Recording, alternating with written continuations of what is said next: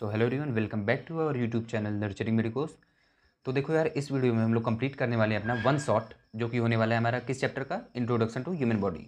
ठीक है, काफ़ी बेसिक सा चैप्टर है, काफ़ी इंटरेस्टिंग भी है, काफ़ी चीज़ें आपको जानने को मिलेंगी। एच जो आपका ह्यूमन एनाटॉमी एंड फिजियोलॉजी, जो आपका एच फर्स्ट है वो हमको फर्स्ट सेम में पढ़ना है, एच सेकंड जो हमारा है वो आपको सेकंड सेम में पढ़ना है, फर्स्ट ईयर में ही। ठीक है, तो ये आपको एक बेसिक ओवरव्यू दे देगा, बेसिक टर्मिनोलॉजीज हमको इसमें पढ़नी है, बेसिक एनाटॉमी क्या होती है, फिजियोलॉजी क्या होती है, सारी चीज़ें, बॉडी सिस्टम्स कितने टाइप्स के होते हैं, जैसे 11 टाइप के होते हैं, वो सारी चीज़ें हम लोग डिस्कस कर रहे होंगे। होम्योस्टेसिस क्या होता है, फीडबैक मैकेनिज्म क्या होता है, और उसके बाद क्या एनाटॉमी फिजियोलॉजी की डिफिनीशन है, उसके बाद फिर आपका मतलब वन शॉट में हम लोग कंप्लीट तरीके से इसको कवर कर रहे होंगे। ठीक है, सो होल टाइट यार। देखो आपका जो पेपर कोड है वो है आपका BP101T, जो कि आपका एच फर्स्ट का है, एच फर्स्ट का जो कोड है, या फिर आपका फर्स्ट सब्जेक्ट है। देखो मैं आपको पेपर कोड रीड करना बताता हूँ। BP मतलब होता है बैचलर इन फार्मेसी या फिर बैचलर ऑफ फार्मेसी। 1 का मतलब है सेमेस्टर फर्स्ट। 01 का मतलब है सब्जेक्ट फर्स्ट। टी का मतलब होता है थियरी। ठीक है, तो आप समझो, मतलब bachelor of pharmacy semester first का 01 मतलब फर्स्ट सब्जेक्ट है, थियरी पार्ट है। ठीक है, और सेकंड थर्ड फोर्थ ऐसे ऐसे आपका बढ़ता जाएगा। बाकी जहाँ पी हो जाएगा वो आपका प्रैक्टिकल हो जाएगा एट लास्ट। तो इसमें हम लोग वन शॉट करने वाले हैं यार। ठीक है, तो इसमें आप ये मत समझना कि वन शॉट है तो भैया इसको कवर करा रहे होंगे आपको, मतलब काफ़ी फास्ट ट्रैक में। ठीक है, हम लोग एक एक जेनविन वे में चल रहे होंगे। हमारी स्पीड भी नॉर्मल होगी, ऐसी बात कुछ नहीं है कि मतलब बहुत स्पीड में हम लोग चल रहे होंगे, आप समझ रहे होगे चीज़ें। और ये नहीं है कि इसमें कुछ आपका छूट रहा होगा। ठीक है, इसमें हम लोग आपका फोकस ऐसे करेंगे, मतलब हम लोग का नोट्स का ये जो आप बोल सकते हो एक स्ट्रक्चर जो है, वो लोग ऐसे डिजाइन किए हैं कि इसमें आपको बोल सकते हो ऑब्जेक्टिव्स आपके ज़्यादा क्लियर हो रहे होंगे। ठीक है, ऑब्जेक्टिव क्या होता है?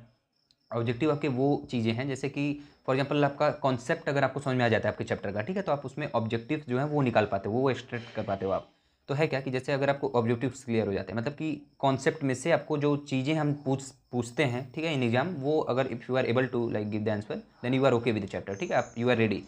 तो वही चीज़ें हैं। तो मतलब इसमें ऑब्जेक्टिव मतलब होते हैं जो वन वर्ड आंसर होते हैं, या फिर जो आप कॉन्सेप्ट में से कोई भी पूछ लेना जो वन वर्ड आंसर होते हैं, सेंटेंस वन सेंटेंस के आंसर होते हैं, या फिर वो सारी चीज़ें। ठीक है, तो उसको हम लोग ऑब्जेक्टिव बोलते हैं।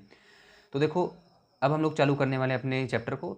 सो अच्छे से उसको देखना ध्यान से कैसे है। ठीक है, तो इसमें हम लोग सब कुछ कवर करेंगे, आपका कुछ नहीं छूट रहा होगा। और लाइक वीडियो थोड़ी सी लंबी होगी बट सारी चीज़ें इसमें कवर हो रही होंगी। ठीक है, तो देखो अब हम लोग इसमें देखने वाले हैं, आप सिलेबस अपने जस्ट डिसाइड करके देखो, सिलेबस को अपने पास रखे रहो। अब देखना इसको, सिलेबस को देखते चलो और लाइक लेक्चर को भी देखते चलो, जैसे जैसे मैं बताऊंगा आप सिलेबस को देखते चलना, आपका बारी बारी से सब कुछ कंप्लीट होते चल रहा होगा। ठीक है, तो देखो अगर हम लोग बात करें एनाटॉमी क्या होती है और फिजियोलॉजी क्या होती है, बेसिक अगर आप चैप्टर को उठाओगे तो आपको इसमें पहले यही है, इंट्रोडक्शन टू जो आपका ह्यूमन बॉडी है, उसमें आपको यही पढ़ना है पहले कि लाइक डिफिनीशन क्या है, उसके बाद स्कोप क्या है, उसके बाद फिर आपका like scope of anatomy physiology, उसके बाद level of structural organization of, ठीक है, उसके बाद आपको पढ़ना है बॉडी सिस्टम, फिर आपका बेसिक लाइफ प्रोसेसेस क्या क्या है, उसके बाद होम्योस्टेसिस, फिर बेसिक एनाटॉमिकल टर्मिनोलॉजीज। ठीक है, तो सारी चीज़ें हम लोग कवर कर रहे होंगे। So let's start the video. ठीक है, तो देखो अगर हम बात करें एनाटॉमी की, ठीक है, तो एनाटॉमी में हम लोग क्या पढ़ते हैं, स्टडी ऑफ स्ट्रक्चर पढ़ते हैं। अब बोलोगे भैया स्ट्रक्चर ये क्या है, समझना ध्यान से, पहले सुन लो।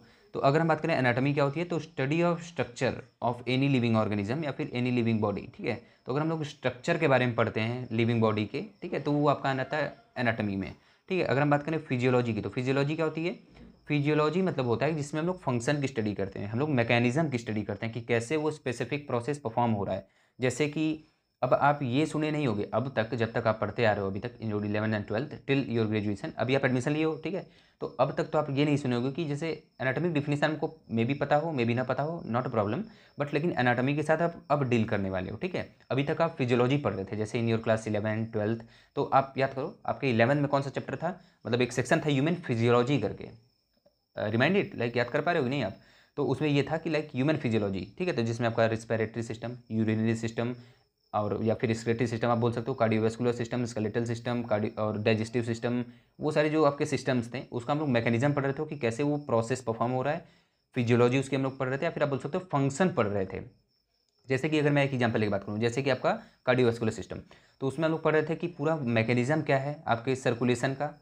ठीक है, उसके बाद हम लोग पढ़ रहे थे कि कैसे कैसे फंक्शन जो होते हैं, स्पेसिफिकली आर्टरीज के क्या फंक्शन है, वेन्स के क्या फंक्शन है। जैसे कि ये मेरा हार्ट था, ठीक है, for example I am taking example of heart, तो उसमें आपके जो ऑरिकल्स थे, वेंट्रिकल्स थे, तो दोनों ऑरिकल्स में आपके फॉर एग्जाम्पल ब्लड भर रहे हैं, वेंट्रिकल्स से ब्लड पंप हो रहे हैं, राइट वेंट्रिकल से आपके ब्लड पंप हो रहे हैं आपके लंग्स में, लेफ्ट वेंट्रिकल से आपके ब्लड पंप हो रहे हैं आपके पूरे एओर्टा में, उसके बाद पूरे बॉडी में जा रहे हैं। लेफ्ट वेंट्रिकल जो आपका ऑसिनेटेड ब्लड पंप कर रहा है, जो आपका लाइक राइट आपका जो वेंट्रिकल है वो आपका डीऑक्सीनेटेड ब्लड पंप कर रहा है आपके किस में, आपके लंग्स में। ठीक है, तो वो सारी चीज़ें ओवरऑल थी।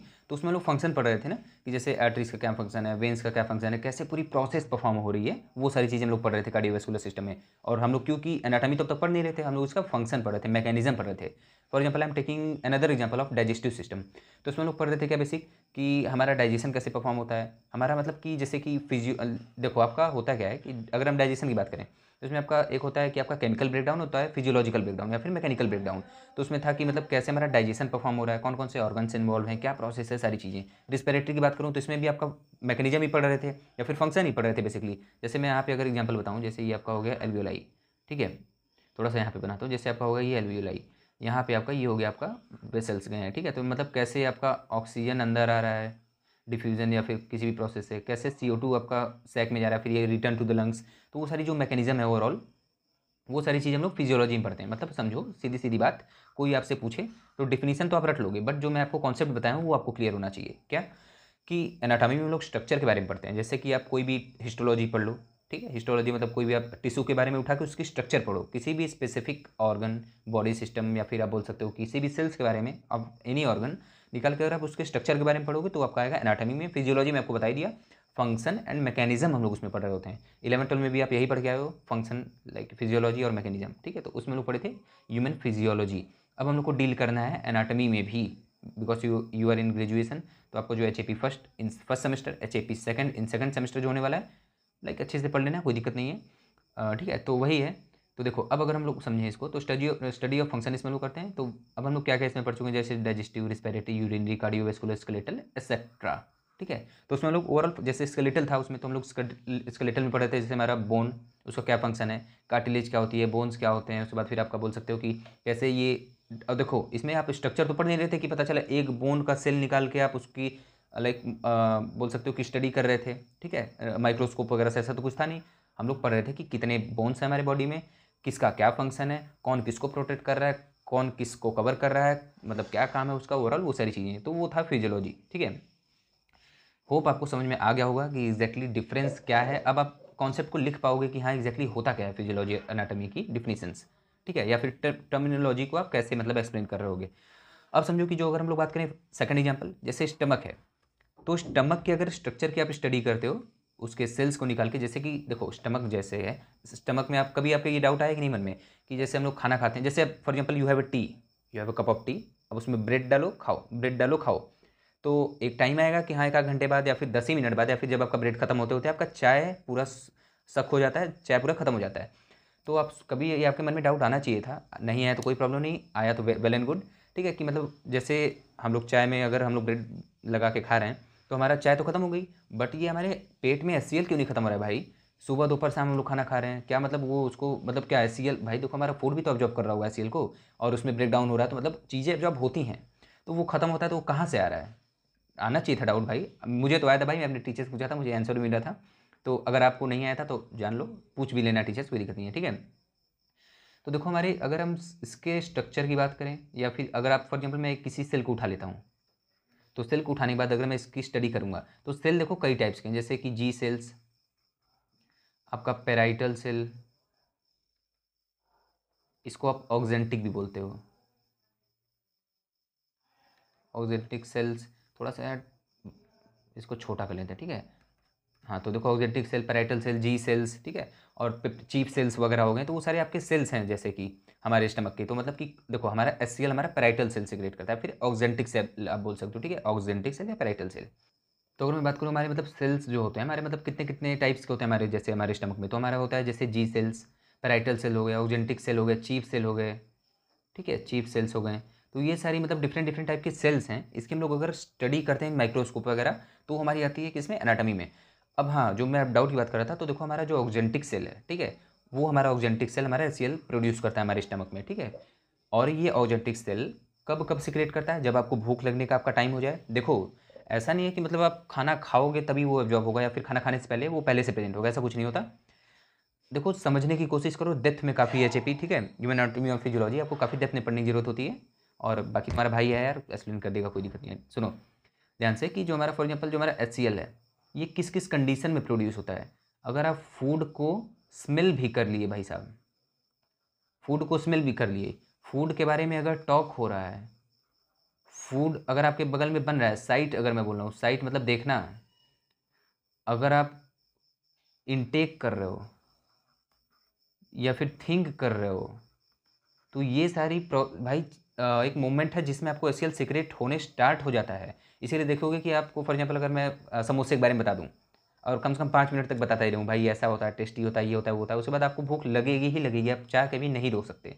ठीक है, तो मतलब हमारे स्टमक में अगर हमारा एसीएल आ गया तो इरिटेशन वगैरह स्टार्ट कर देता है, मतलब वो एक साइन है कि हमको भूख लग रही है। ठीक है, अगर सेक्रेशन ज़्यादा हो गया भाई साहब तो आपका लाइक एसिडिटी हो जाता है, सेक्रेशन कम है तो बेसिसिटी हो जाता है, बाकी इनो वगैरह सब लोग उसको कवर अप करते हैं। तो वही है कि ये सारी भाई चीज़ें हैं जो आपको जानना जरूरी है, इंटरेस्टिंग था काफ़ी आपके लिए। ठीक है, हाँ तो वही है, अगर हम लोग उसके फंक्शन के बारे में बात करें तो आपका फिजियोलॉजी आ गया। तो देखो अब हम लोग अगर समझें कि स्कोप, देखो आपका हो गया ओवरऑल क्लियर आपका, like anatomy, physiology, definition and all concept. ठीक है, अब हम लोग स्टार्ट करने वाले हैं कि स्कोप्स ऑफ एनाटॉमी। आप समझो कि स्कोप ऑफ एनाटॉमी क्या होता है। स्कोप मतलब देखो आपके दिया हुआ सिलेबस में आप देखना, डिफिनीशन के बाद है आपका scope of anatomy and physiology. तो देखो ध्यान से, स्कोप में क्या है, जैसे कि अगर मैं फर्स्ट की बात करूँ, मतलब स्कोप मतलब कहाँ कहाँ आपको काम आएगी, कहाँ कहाँ आपको पढ़नी है। तो अगर हम बात करें एम्ब्रियोलॉजी की, तो एम्ब्रियोलॉजी क्या होता है, इसमें हम लोग देखो होता है क्या है कि जैसे फर्टिलाइजेशन हो गया किसी भी एक का, ठीक है, तो फर्टिलाइजेशन के बाद फर्स्ट 8 वीक तक जो उसका टाइम पीरियड होता है, उसकी स्टडी जो हम लोग करते हैं उसको वो आता है एम्ब्रियोलॉजी में, क्योंकि वो एम्ब्रियो होता है उस टाइम में। 56 डेज तक आफ्टर फर्टिलाइजेशन के बाद से ही 56 डेज तक या फिर 8 वीक तक का जो टाइम स्पेन होता है, उसकी स्टडी जिस हम लोग ब्रांच ऑफ साइंस में करते हैं वो आपका आता है एम्ब्रियोलॉजी। हिस्टोलॉजी मतलब स्टडी ऑफ टिश्यू। ठीक है, माइक्रोस्कोपिक लेवल पे ही करोगे भाई, टिश्यू को आप नेकेड आई से तो देख नहीं सकते, तो वही है माइक्रोस्कोपिक लेवल पे अगर आप करते हो तो वो आता है हिस्टोलॉजी। तो ये आपके स्कोप्स हैं, एम्ब्रियोलॉजी, हिस्टोलॉजी। थर्ड है आपका ग्रॉस एनाटॉमी। आप कई बार सुने होगे भाई कि gross anatomy, gross anatomy, gross anatomy, मैं भी सुना था, आप भी सुन रहे हो, बट आपको आज क्लियर होगा कि एग्जैक्टली ग्रॉस एनाटॉमी होती क्या है। तो देखो ग्रॉस मतलब होता है पहली बात लार्ज। अब ग्रॉस मतलब क्या है कि अगर आप किसी भी सेल, किसी भी सेल क्या समझोगे, सेल ठीक है, मतलब आप विदाउट माइक्रोस्कोप उसको स्टडी नहीं कर सकते, तो मतलब किसी भी ऐसे पार्ट ऑफ द बॉडी को जिसको आप नेकेड आई से देख सकते हो, मतलब लार्ज का है ना, ग्रॉस मतलब होता है लार्ज। तो मतलब ऐसे बॉडी पार्ट जिसको आप स्पेसिफिकली नेकेड आई से देख सकते हो, उसको एग्जामिन कर सकते हो, उसको क्योर कर सकते हो, उसको ट्रीट कर सकते हो, तो वो सारी जो आती है आपकी स्टडी वो होती है आपकी ग्रॉस स्टडी में, फिर ग्रॉस एनाटॉमी में। ठीक है, स्ट्रक्चर ही देखते हैं हम लोग but without microscope, study of structure but without microscope. जैसे कि नेकेड आई से आप देख सकते हो, जैसे कि मसल, भाई अगर मैं मसल की बात करूँ तो मुझे दिख नहीं रहा है, दिख रहा है बिल्कुल। बोन्स हो गए, बोन्स को आपको माइक्रोस्कोप लगा के देखना पड़ेगा क्या कि टूट गया है, नहीं ना। डाइजेस्टिव ऑर्गन्स हो गए, स्किन्स हो गया, तो वो सारी चीज़ें आपके ग्रॉस एनाटॉमी में आती हैं। अगर मैं बात करूँ आपका डेवलपमेंटल बायोलॉजी की, तो डेवलपमेंटल बायोलॉजी मतलब फर्टिलाइजेशन से लेकर डेथ तक का जो टाइम स्पैन होता है उसकी जो हम लोग स्टडी करते हैं वो आपका आता है डेवलपमेंटल बायोलॉजी। अगर हम बात करें फिफ्थ की तो आपका आता है रीजनल एनाटॉमी। तो रीजनल मतलब जो आपके स्पेसिफिक किसी बॉडी पार्ट्स के रीजन में जो हमारा स्टडी हम लोग कर रहे हैं वो आपका बेसिकली आता है लिम्स, ट्रंक्स, एब्डोमेन वगैरह, ये सब आपके एग्जांपल्स हैं। ठीक है, तो वो आपके रीजन में हम लोग स्पेसिफिकली अगर स्टडी करते हैं तो आता है आपका रीजनल एनाटॉमी में। होप मैं काफ़ी तेज़ नहीं चल रहा हूँ क्योंकि कॉन्सेप्ट भी आपको क्लियर हो रहे हैं काफ़ी, मुझे भी पता है। तेज है तो आप थोड़ा सा इसको स्लो कर लो, अगर आपको स्लो लग रहा है तो थोड़ा सा फास्ट कर लो वीडियो को। ठीक है, so let's talk about the scope of physiology. ठीक है तो देखो फिजियोलॉजी के अगर हम स्कोप के बारे में बात करें तो इसमें फर्स्ट है आपका पैथोफिजियोलॉजी। फिर से कॉन्ग्रेचुलेसन टू यू, ये आपके लिए नया टर्म भी होने वाला है बट काफ़ी नोएबल टर्म भी होने वाला है। दिस इज बिकॉज कि पैथोफिजियोलॉजी का आज मैं आपको डिफिनीसन बताऊंगा, एग्जैक्टली डिफिनीसन बताऊंगा क्या है ये बताऊंगा। और है क्या कि भाई आपको सेकंड सेम में पैथोफिजियोलॉजी के नाम से एक चैप्टर लाइक सब्जेक्ट दिया, ठीक है। So stay tune for it, when you will go to the second semester you will find that like subject there. ठीक है, तो यही है। अब समझो पैथोफिजियोलॉजी, पैथो मतलब क्या होता है, पैथोजन। तो फिजियोलॉजी मतलब क्या होता है, स्टडी ऑफ फंक्शन। तो कोई भी पैथोजन अगर हमारे बॉडी में आया तो जो फिजियोलॉजिकल चेंजेस या फिर जो हमारे फंक्शन में चेंजेस आए हमारे बॉडी में due to the specific like organism, ठीक है, या फिर डिजीज कॉजिंग ऑर्गेनिज्म हमारे बॉडी में आया, तो जो हमारा फिजियोलॉजिकल चेंजेस या फिर फंक्शनल चेंजेस हुए हमारी बॉडी में उसकी स्टडी हम लोग करते हैं लाइक पैथोफिजियोलॉजी में, जैसे कि study of functional changes associated with the disease and ageing. ठीक है, सेकंड की बात करूँ तो न्यूरोफिजियोलॉजी। न्यूरोफिजियोलॉजी मतलब क्या होता है, हम लोग स्टडी करते हैं फंक्शनल प्रॉपर्टीज ऑफ न्यूरॉन के बारे में। ठीक है, मतलब फंक्शन इसमें आपका इन्वॉल्व होगा बेसिकली, कोई भी डिफिनेशन उसमें आपका फंक्शन। और एक आपको और ट्रिक बताता हूँ, जहाँ पे आपका फिजियोलॉजी लगा हो भाई वो तो स्कोप है ही उसकी, जैसे neurophysiology, cardiovascular physiology, respiratory physiology. समझ गए होगे अब आपको, मतलब ट्रिक समझ में आ गया होगा। ठीक है, कि मतलब कैसे फाइंड आउट करें कि एग्जैक्टली मतलब कौन से टर्म्स कैसे हैं, कैसे इंटरकनेक्टेड हैं, वो सारी चीज़ें। कार्डियोवैस्कुलर फिजियोलॉजी की बात करूँ तो मतलब की study of function of the heart and blood vessels, जो कि हम लोग स्पेसिफिकली कर चुके हैं अपने 11th स्टैंडर्ड में इन द कार्डियोवैस्कुलर सिस्टम। और समझो, हाँ, न्यूरोफिजियोलॉजी जो सॉरी आपका जो कार्डियोवैस्कुलर सिस्टम है, इसको हम लोग को फर्स्ट सेम में पढ़ना है in unit, let me see, cardiovascular system आपका यूनिट 5th में है, इन एचएपी फर्स्ट, इसी सेम में आपका है, ठीक है। यूनिट 5th में आपको ये पढ़ना है, पूरा चैप्टर है इसके बारे में, अच्छे से कवर कर रहे होंगे, because cardiovascular system is the most important most interesting like subject, या फिर बोल सकते हो कि chapter what I you found, ठीक है। और अगर मैं बात करूँ 4th की, तो ये है रिस्पिरेटरी फिजियोलॉजी, इसमें हम लोग स्टडी ऑफ रिस्पिरेशन करते हैं, उसके फंक्शन के बारे में, और इम्यूनोलॉजी में हम लोग बॉडी डिफेंस मैकेनिज्म के बारे में पढ़ते हैं। अब समझो, देखो आप सिलेबस को प्लीज मिलाते चलो। We have done with the definition, we have done with the anatomy and physiology, उसका डिफिनेशन, उसके बाद हम लोग स्कोप्स देख चुके हैं ऑफ एनाटॉमी एंड फिजियोलॉजी। अब अगर आप सिलेबस को उठा के देखो तो आपको मिलेगा कि levels of like structure and organization, या फिर आप बोल सकते हो लेवल्स ऑफ स्ट्रक्चरल ऑर्गेनाइजेशन।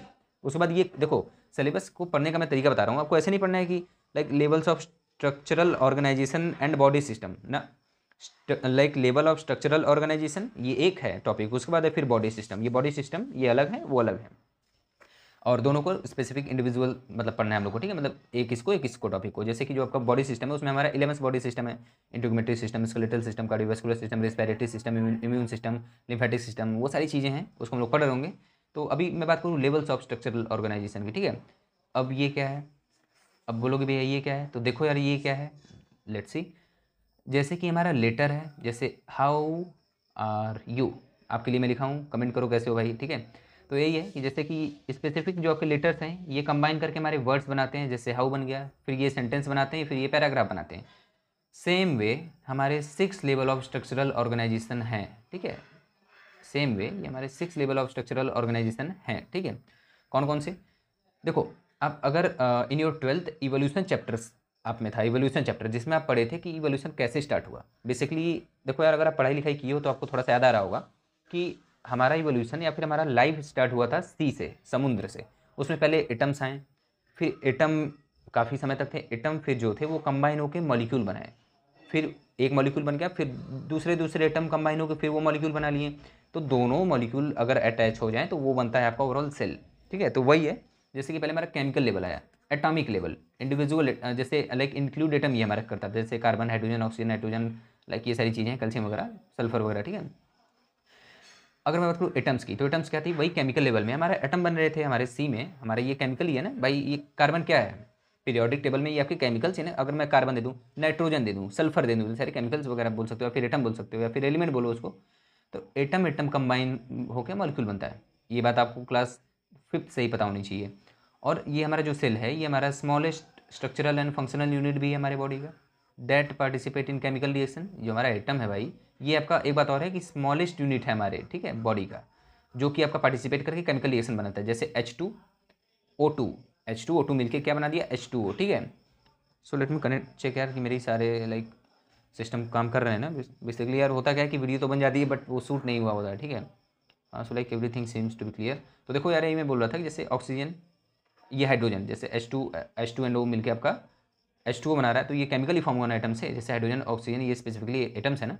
फिर अगर ये आपके कंबाइन होकर तो आपका बनाएगा सेल, जैसे मॉलिक्यूल एंड मॉलिक्यूल मिलके आपका बनाएगा क्या, सेल्स, ठीक है। जैसे ही H2O प्लस CO2 मिल गया तो ये कुछ बना देगा, ऐसे ऐसे डिफरेंट डिफरेंट मॉलिक्यूल्स मिलके आपको कुछ ना कुछ बना देगा।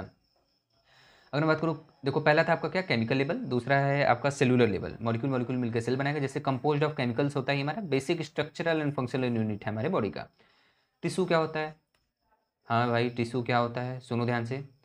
अगर मैं आपसे पूछता हूँ टिश्यू क्या होता है, तो आप ये मत बता देना भाई कि group of cells called tissue, because यार यू आर इन ग्रेजुएशन, तो आप प्लीज़ बाई एनी चांस भी ये डिफिनेशन मत बताना अपने प्रोफेसर्स को, वरना ये आपको बैठाएंगे तो नहीं। जैसे होगा क्या, जैसे मैं बता रहा हूँ, जैसे कि पूछेंगे व्हाट इज टिश्यू, आपके लाइक ये 3rd चैप्टर में है आपके यूनिट 1st में, आपके इसी सेम 1st में, ठीक है।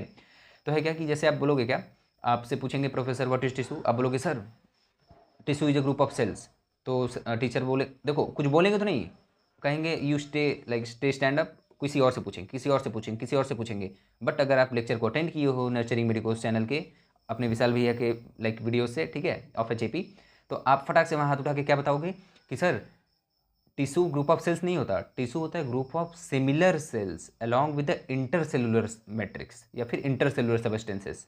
फिर से सुनो, ग्रुप ऑफ सिमिलर सेल्स, ऐसे नहीं कि आप पता चला ब्रेन का सेल उठा लिए, अपने लाइक यूरिनरी ब्लैडर का सेल उठा लिए, अपने बोल सकते हो कि लीवर का सेल्स उठा लिए तो ये सेल्स मिल के आपके टिश्यू बना दिए, ऐसा होता कभी नहीं है। हमारा जो भी टिश्यू बनता है, देखो टिश्यू स्पेसिफिक, जैसे देखो मैं फॉर एग्जांपल मैं लीवर की बात कर रहा हूँ, तो लीवर की टिश्यू उठाओगे तो ग्रुप ऑफ सेल्स तो हैं, but group of similar sales हैं ना यार। उसमें ऐसा तो नहीं कि आपके पेल्विक गर्डल का एक मिला हुआ है, मतलब कि आपके वहाँ का एक सेल बना हुआ है, आपके हार्ट का एक सेल है, आपके ब्रेन का एक सेल है, आपके स्टमक का एक सेल है, मिलके वो सारी चीज़ें आपके वहाँ पे पाई जा रही हैं, आपके लंग्स में या फिर अब सॉरी आपके यहाँ पे भाई लीवर में। ऐसा तो है नहीं, लीवर का टिश्यू उठाओगे तो लीवर का ही मिलेगा ना, तो मतलब ग्रुप ऑफ सिमिलर सेल्स ही है ना, along with the inter cellular substances, मतलब कि ग्रुप ऑफ, जैसे ये मैं 2-4 सेल्स बना देता हूँ, group of similar cells along with the intercellular. देखो इंटरसेलुलर इंट्रासेलुलर दो होते हैं, इंट्रा मतलब कि विद इन, इंटर मतलब जैसे कि आपका बोल सकते हो बिटवीन, जैसे इंटरसेलुलर मतलब होते हैं जैसे ये सेल्स हो गए 2-3, तो इसके बीच का जो मटेरियल है उसको हम लोग बोलते हैं इंटरसेलुलर, ठीक है, तो वही है। और ये सारे मिलके परफॉर्म स्पेसिफिक फंक्शन करने चाहिए, ठीक है। तो आप बोलोगे group of similar cells along with the intercellular substances which perform a specific function, ठीक है, गॉट इट। तो ये आपका ओवरऑल कंप्लीट होता है टिश्यू का डेफिनेशन। तो वही है group of cells along with the like surrounding material जो है इंटरसेलुलर सबस्टेंसेस है क्या, जैसे कि टिश्यू है, work together to perform a specific function, similar type of cells along with their intercellular substances perform a specific function, वो कर रहे होते हैं, तो वो होता है आपके एग्जैक्ट डेफिनेशन ऑफ टिश्यू, ठीक है। अब भूल के भी कभी ये मत बोलना कि वो सारी चीज़ें हैं, ठीक है। अगर मैं बात करूँ फिर आपका, जैसे देखो पहले हो गया केमिकल, दूसरा हो गया आपका सेलुलर लेवल, फिर हो गया आपका टिश्यू लेवल, फिर आपका हो गया आपका कौन सा ऑर्गन लेवल। तो ऑर्गन लेवल में क्या, different type of tissue are join together to form organ. फिर से वही है, ऑर्गन लेवल में आपका जो आपका डिफरेंट डिफरेंट टिश्यू मिलकर ऑर्गन बनते हैं, सेल सेल मिलकर टिश्यू बनते हैं, टिश्यू टिश्यू मिलकर ऑर्गन मिलते हैं, ठीक है। तो बट वो टिश्यू टिश्यू मिलकर, देखो ऑर्गन तो एक ही बनेगा ना इंडिविजुअल, फॉर एग्जाम्पल मैं टिश्यू टिश्यू मिल गया तो ऑर्गन बन गया, एक एग्जाम्पल मैं लेता हूँ। तो भाई टिश्यू एक ही जगह का होगा तभी ना वो ऑर्गन बनाएगा, जैसे लीवर का टिश्यू है तो वो आपका लीवर बनाएगा, ऐसा तो नहीं कि कहीं का टिश्यू दो जगह को उठा के आप एक ऑर्गन बना दिए, ऐसा तो होता नहीं। तो वही सारी चीज़ें।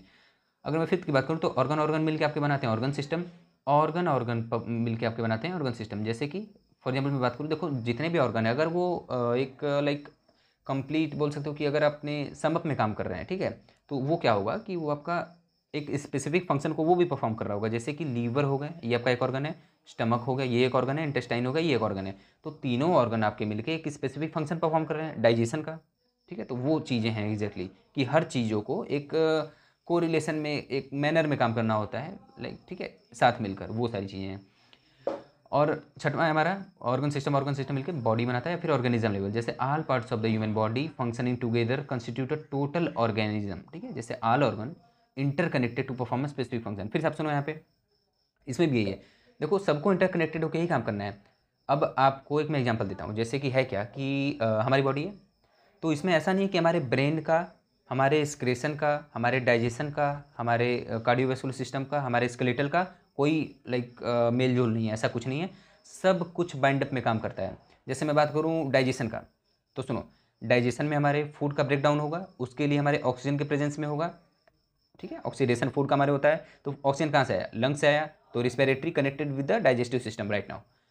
और डाइजेशन के बाद जो हमारा वेस्ट मटेरियल है वो हमारा स्क्रेटरी सिस्टम ले जा रहा है, इसको स्क्रेटरी सिस्टम इसको आउट कर रहा है, ठीक है। जैसे यूरिनेशन आप करते हो तो like respiratory system, excretory system combined with the digestive system इसमें HCl प्रोड्यूस करने के लिए, इसमें सारी चीज़ों को प्रोड्यूस वगैरह करने के लिए हमारा ब्रेन भी इन्वॉल्व होता है। ब्रेन बताएगा ना आपको कब भूख लगी है, वो सारी चीज़ आपके ब्रेन मैसेज करता है, तो ये आपका नर्वस सिस्टम भी कनेक्टेड हो गया।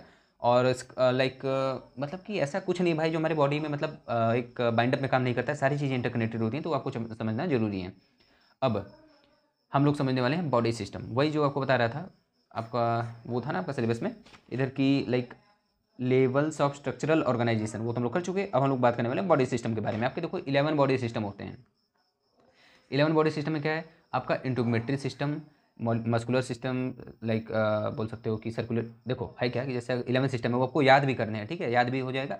इसमें मैं ओवरव्यू देते चलूँगा कौन सा सिस्टम क्या क्या है, एक आइडिया, बाकी हर एक सेपरेट आपको पढ़ना होगा, ठीक है, इंडिविजुअल चैप्टर्स, जैसे इंडोमेट्री system, skeletal system, cardiovascular system, respiratory system और डाइजेस्टिव सिस्टम, ढेर सारे भाई सिस्टम्स हैं, तो बारी बारी से हम लोग उसको कवर कर रहे होंगे। तो देखो इंटीग्रेटरी सिस्टम क्या होता है, ध्यान देना, मैं विदाउट, आप देखो नोट्स को पढ़ना कम करो, बंद करो, अभी जो मैं बता रहा हूँ उस पर ध्यान दो, ठीक है। ये नहीं कि मैं बता रहा हूँ फटाफट नोट्स पहले पढ़ ले रहे हो तो करो हाँ हाँ भैया सही बता रहे हो, ऐसा कुछ मत करो। जो मैं बता रहा हूँ मेरे वर्डिंग्स पे ध्यान दो, ठीक है।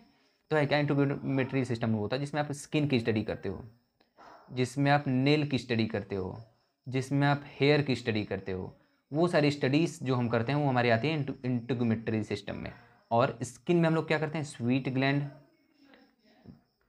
ग्लैंड की स्टडी करते हैं, ऑयल ग्लैंड की स्टडी करते हैं। तो ये सारी हमारे स्किन में ही आता है। स्किन का स्ट्रक्चर हम लोग को पढ़ना है इंट्रोगेमेट्री सिस्टम में। इंट्रोगेमेट्री सिस्टम आपका भाई कहाँ है, यूनिट 2 में चैप्टर फर्स्ट में, ठीक है, इन एचएपी में ही आपके यूनिट 2 में आपका है, ठीक है, पहला चैप्टर, तो उसमें आपको पढ़ना है इंट्रोगेमेट्री सिस्टम में।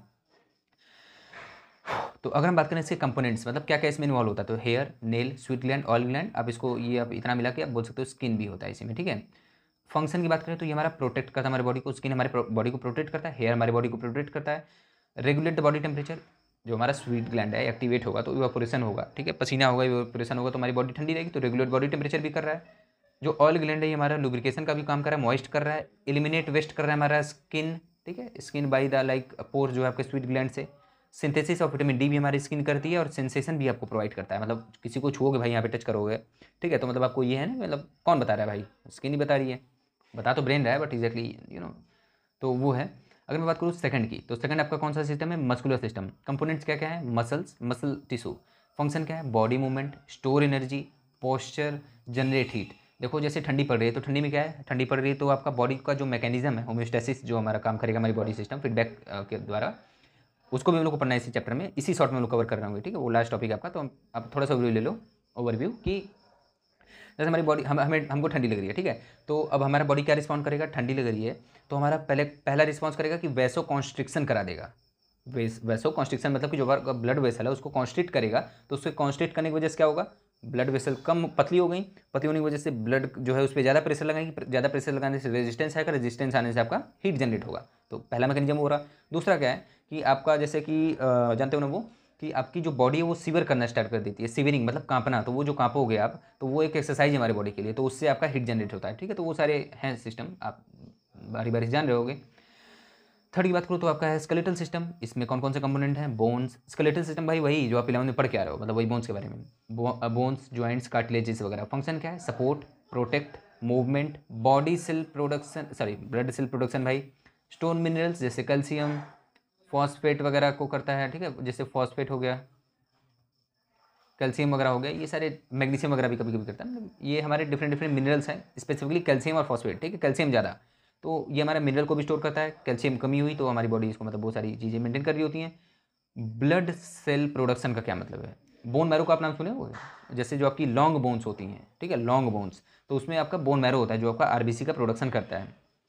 सुनना ध्यान से, कॉन्सेप्ट है एक, आपका जब बच्चा पैदा नहीं हुआ होता, जब वो एग में होता है फॉर एग्जाम्पल, तो ये जो यॉक सैक है, यॉक ऑफ एग, ये आपका आरबीसी बना रहा होता है, या फिर ब्लड।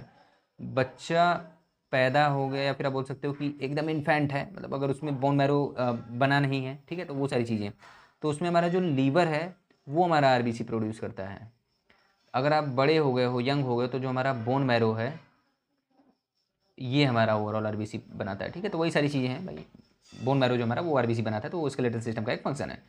नर्वस सिस्टम की बात करें तो नर्वस सिस्टम में क्या है, आपका एक कंपोनेंट्स है, वीडियो चल रही है ना भाई, हाँ हाँ ठीक। तो देखो नर्वस सिस्टम के अगर हम कंपोनेंट्स की बात करें तो जैसे brain, spinal cord, nerves, CFC cerebrospinal fluid, sense organs वगैरह, ये सारी चीज़ें इसमें इन्वॉल्व होती हैं। फंक्शन क्या है, generate action potential. Nervous system आपके फर्स्ट चैप्टर है in unit first of HAP second in your second semester. नहीं समझ में आया, फिर से बैक करके सुनो 10 सेकंड, ठीक है, तो इसको आपको एचएपी सेकंड में पढ़ना है। अब अगर मैं बात करूँ तो आपके और कौन से फंक्शन है, ये हमारे डिटेक्ट चेंजेस को हमारे करता है, हमारे बॉडी में जो हमारे चेंजेस है उसको डिटेक्ट करेगा, इंटरनल एंड एक्सटर्नल के हिसाब से उसको बैलेंस करेगा, मेंटेन करेगा, फिर हमारा होम्योस्टेसिस करेगा। और इन्वायरमेंट का जो रिस्पॉन्स है उसको, जैसे कि मसल कंडक्शन, ग्लैंडुलर सेक्रेशन, इस सबसे उसको मेंटेन करता है। अगर मैं बात करूँ इंडोक्राइन सिस्टम के बारे में, तो देखो इंडोक्राइन सिस्टम क्या होता है, आप सुनोगे इंडोक्राइन सिस्टम क्या होता है, ऐसा कोई भी आपका स्पेसिफिक बॉडी का पार्ट या फिर बॉडी का सिस्टम जो आपका जो भी सिक्रेशन है वो उसका वो ब्लड में डाल रहा है। इंडोक्राइन वो सिस्टम होता है जो उसका सिक्रेशन को हमारे ब्लड में डालता है डायरेक्टली, ठीक है, तो वो, तो देखो है क्या कि hormone producing gland and hormone producing sales, या फिर रेगुलेशन ऑफ बॉडी एक्टिविटी, तो ये सारी चीज़ें जो हमारे इंडोक्राइन सिस्टम है उसका जो केमिकल्स हैं उसका भी काम होता है, ठीक है। जैसे कि एक बात और ध्यान लो, हमारे बॉडी का जो पूरा कंट्रोल है वो केवल हमारे नर्वस सिस्टम के हाथ में नहीं होता, वो हमारे इंडोक्राइन सिस्टम के काम मतलब वर्क में भी होता है, उसके मतलब दायरे में भी होता है क्या कि जैसे हमारी बॉडी है उसको कंट्रोल करने के लिए ऐसा नहीं है कि मतलब कि केवल नर्वस सिस्टम ही है, जैसे आपका सब ब्रेन ही बता दे रहा है, ब्रेन से जो आपका सिग्नल या फिर जो भी आपका सिक्रेशन या फिर जो भी आपका रिस्पॉन्स आ रहा है हमारे बॉडी में, समझ रहे हो आप बात को, तो वो भाई विदाउट एंडोक्राइन सिस्टम पॉसिबल ही नहीं है। एंडोक्राइन सिस्टम क्या रिलीज करता है? केमिकल्स। तो without chemicals our body is nothing. Oxytocin, testosterone, जितनी भी सारी केमिकल्स हमारे बॉडी में है तो वो एक मैसेंजर की तरह काम करती हैं, ठीक है। और मैसेंजर की तरह काम तो भाई आपका जैसे कि ये हो गया ना, जैसे कि लाइक बोल क्या बोलते हैं उसको, लाइक अभी मुझे याद नहीं आ रहा, मैं आपको बताता हूँ जब मुझे याद आता है। तो जैसे ये आपका, जैसे कि आपका केमिकल्स है ना, तो ये आपका एक मैसेंजर की तरह काम करते हैं, मतलब कि ये आपका कुछ रिस्पॉन्ड है इसका, जो हमारी नर्वस सिस्टम है ये इसको फॉर एग्जांपल रिलीज करा रही है, तो इसका एक फंक्शन होता है हर केमिकल का, वो जो उसको कंप्लीट कर रहा होता है हमारे नर्वस सिस्टम को। ये पूरा एक पैकअप बनाता है, पूरा कवर करता है हमारी बॉडी को कि मतलब कैसे चीज़ें ट्रांसफ़र हो रही होंगी, ठीक है। तो वो यार मुझको भी वो वर्ड नहीं याद आ रहा है, क्या बोलते हैं उसको,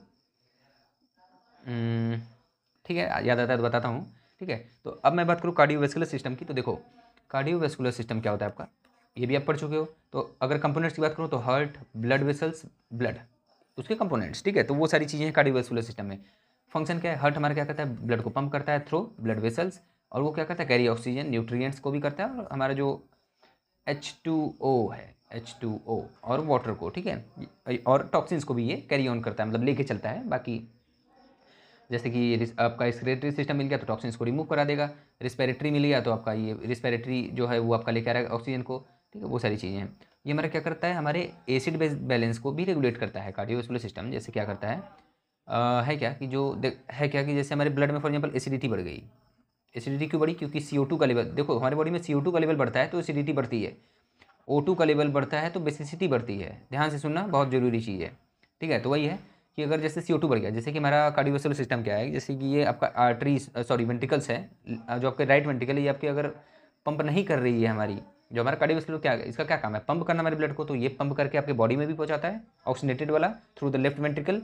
और अगर मैं बात करूँ राइट वेंट्रिकल की, तो आपका जो आपका डीऑक्सीनेटेड ब्लड है उसको हमारे पहुंचाएगा लाइक रिस्पिरेटरी सिस्टम, लंग्स के पास। तो लंग्स क्या करेगा? जो इसमें डीऑक्सीनेटेड या टॉक्सिन्स हैं उसको आउट कर देगा, CO2 को बाहर करेगा, O2 को इनलेट कर देगा, ठीक है। तो वो एसिड बेस बैलेंस को मेंटेन करता है। वाटर कंटेंट को भी हमारे बॉडी फ्लूइड मेंटेन करती है। ब्लड कंपोनेंट्स की बात करूँ तो ये आपका डिफेंड भी करती हैं अगेंस्ट डिजीज़ वगैरह, जैसे कार्डियोवैस्कुलर सिस्टम का, जैसे इसमें जो आपका ब्लड कंपोनेंट है उसमें जैसे WBC, ये सारी चीज़ें हैं। इसके कंपोनेंट्स काफ़ी सारे, neutrophil, eosinophil, basophil, like different different चीज़ें हैं इसकी। तो ये भी आपका डिफेंस मैकेनिज्म में भी काम कर रहा होगा, ठीक है। सेवंथ की बात करूँ तो आपका आता है लिम्फेटिक सिस्टम या इम्यून सिस्टम। तो इम्यून सिस्टम आप लिम्फेटिक सिस्टम इंटरकनेक्टेड है क्या कि जैसे अगर मैं बात करूँ इसके कंपोनेंट्स के बारे में, तो lymphatic fluid, vessels, spleens, thymus, lymph node, tonsil. देखो जो जो चीज़ें आपको डेप्थ में पढ़नी है, मैं उसको इतने डेप्थ में नहीं लिख जा रहा हूँ, बता तो आपको डेप्थ में ही रहा हूँ, बट इसको जो और डेप्थ में है उसको आपको पढ़ना है स्पेसिफिक चैप्टर्स में ही। जैसे लिम्फेटिक सिस्टम की अगर मैं बात करूँ, तो देखो लिम्फेटिक सिस्टम की बात करूँ तो लिम्फेटिक सिस्टम आपको फिलहाल तो भी इसमें नहीं दिख रहा। लिम्फेटिक सिस्टम आपको पढ़ना है या इन योर यूनिट थर्ड, ठीक है। यूनिट थर्ड में आपको सेकंड चैप्टर, अब थर्ड चैप्टर देखो उसमें आपको लिम्फेटिक सिस्टम पढ़ना है, तो उसको आप लोग काफ़ी डेप्थ में वहाँ पे पढ़ रहे होंगे, ठीक है। तो वही है। तो अब देखो ये इसका क्या फंक्शन है, ये हमारा रिटर्न प्रोटीन, बड़े बड़े जो आपके मॉलिक्यूल्स होते हैं उसको ये हमारे मतलब कि जो आपके वेसल्स में नहीं जा पाते हैं उसको ये स्पेसिफिक जो पाथ है वो हमारे लेके जाता है सर्कुलेटरी सिस्टम में, ठीक है।